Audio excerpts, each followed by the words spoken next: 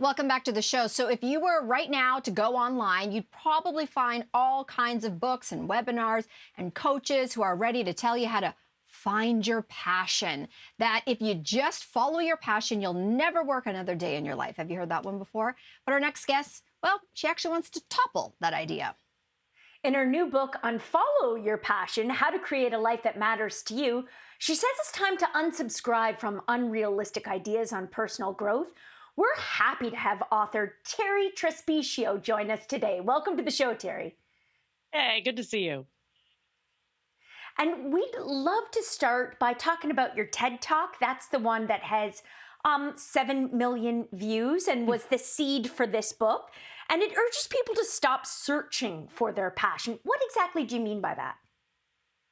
Well, whether you stop searching or you unfollow your passion, the idea is the same. It means to challenge this idea that there's one passion per person and that your life is one big Easter egg hunt. If you don't find the egg, you're out of luck. That's not true. We all have lots of passions, and it doesn't mean you did your life wrong if you can't pick just one.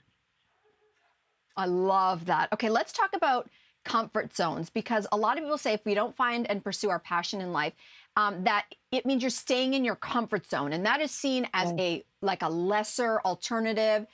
So comfort zone and staying there, is that a bad place then to be?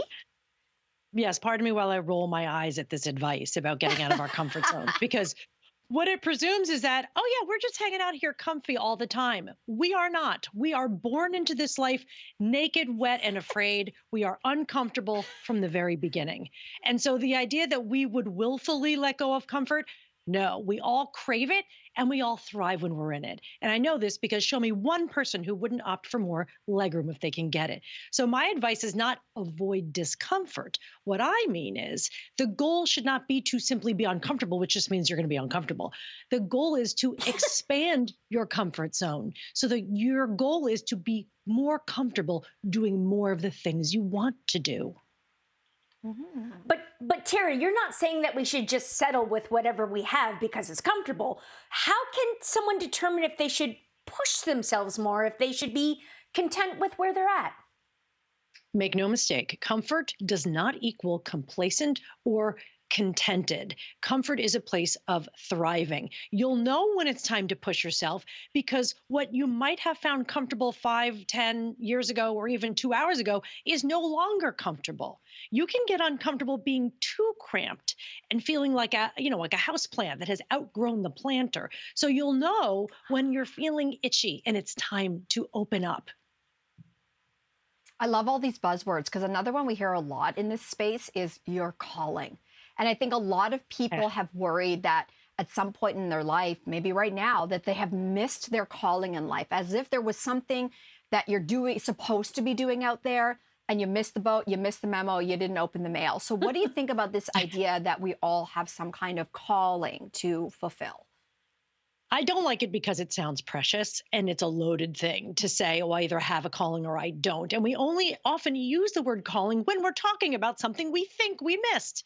Let me take you back to when I went to elementary school and I was a Catholic school kid. And I said to Sister Terry, no joke, hey, Sister Terry, how did you know you were supposed to be a nun? And she said, oh, I was called to do it. And I said, okay, next question. Can you tell me what that calling sounds like so I can avoid answering it because I don't want to be a nun? And she said, no. She said, when you become a nun, it's because you want to. So I was like, all right, none of this is holding together for me. The idea is simply this. Called can mean feeling drawn to something, but you can feel called to bake cupcakes, and it doesn't mean you're supposed to open up a cupcake shop. So what if we stopped looking at it as the one thing you're meant to do, because there is no one thing, and instead use the idea of calling as a way of listening to what we feel drawn to do, rather than thinking someone out there has our number on a list. Yes, it's within us. It's not out there. Okay, I love that. There's a lot of this that, we're trying to deal with pressure that we're putting on ourselves. But sometimes this pressure actually is coming from our culture and stuff that we say and do to one another. So, for example, if you're at a party, you get to talk to somebody, a lot of us want to break the ice by saying what's your passion? What are you passionate about? And you say that asking that, it might actually be loaded. So I want to know why. And secondly, what's a better question to ask then? The reason for a lot of us don't like being asked that question is the same reason we don't like being asked, what do you do?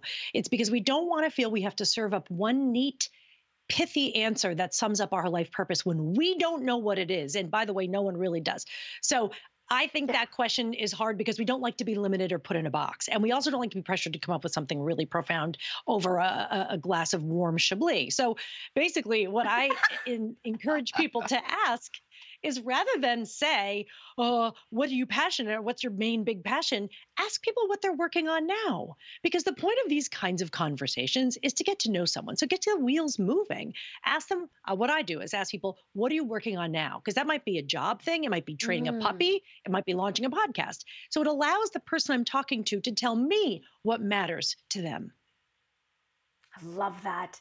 Now, Terry, you mentioned that we can get too hung up on the idea of committing to things forever, things like jobs, relationships, workout regimens.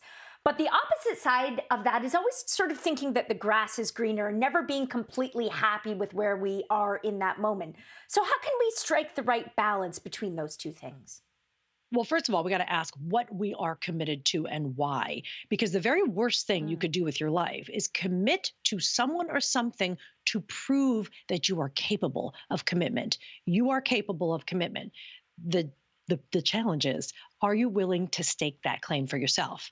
You know, for me, I chose not to get married or have children because I knew I wasn't committed to that idea. For me, I was committed to my freedom and flexibility and free time. And so that mattered. Don't question whether you're able to commit and don't set out to prove it. But as far as the envy part, when you feel like, oh, someone else is doing something better, ask yourself, do you want to be doing what they're doing? Or do you like what you assume is the effect of that?